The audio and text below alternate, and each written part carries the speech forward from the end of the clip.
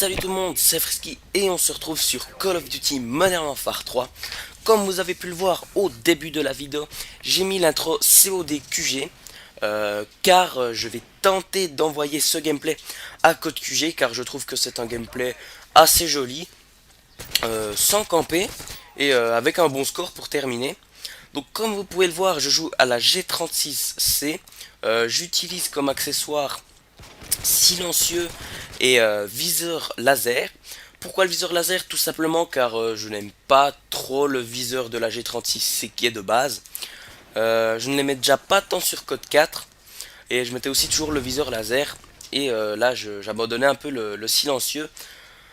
Mais sur ce Call of, il y a la possibilité de mettre accessoire qui vous permet de mettre le silencieux.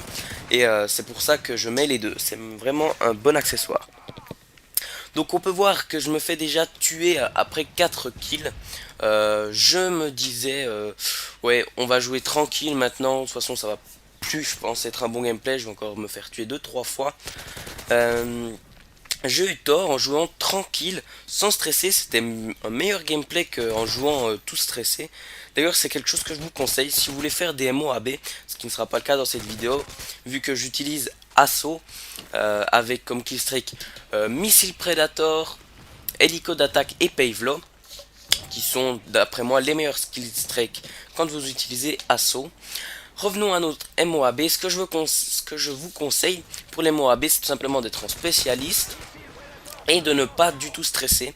Car si vous commencez déjà d'être en plein stress, en pleine extase au bout de 15 frags, les 9 derniers vont être infaisables.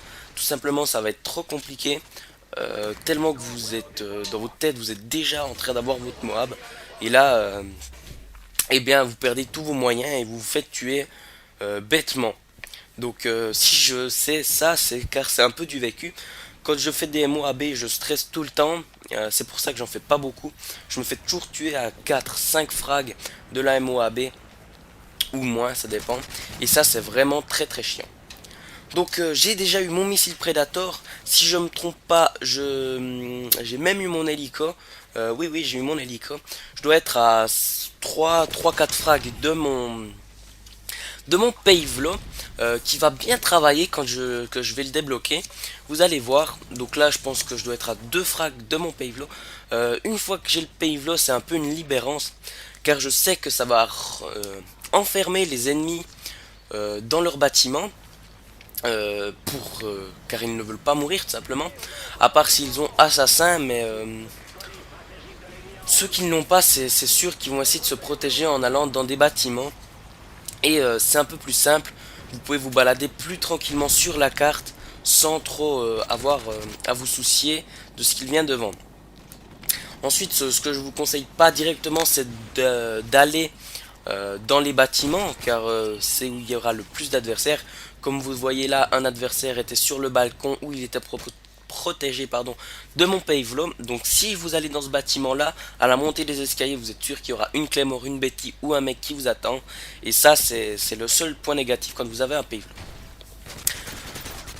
Ensuite, je ne sais pas si vous avez suivi, mais avant on a vu un colis au milieu de la map. C'était un colis piégé. Ça, c'est quelque chose que je ne prends jamais. Dès que je vois un colis au milieu de la map avec un missile, je sais pas, un missile Predator, un mitrailleur de spray, un mastodonte, je ne prends jamais. Car un colis sans surveillance ennemi, c'est forcément pour moi un colis piégé. Après, il y a des tactiques pour les éviter, mais moi ça me fait tout le temps la tête. Donc pour finir, ça me lasse de mourir. Au début de les 7, 8, 10 premières parties, je prenais tous les colis que je voyais et ça me pétait toujours à la tête. En plus, ce petit son agaçant qui vous dit vous êtes foutu quand vous l'entendez, il vient assez régulièrement quand voilà, c'est très chiant. Bref, on est déjà à 5200 à 2900. Je ne suis plus mort, je suis toujours mort une seule fois.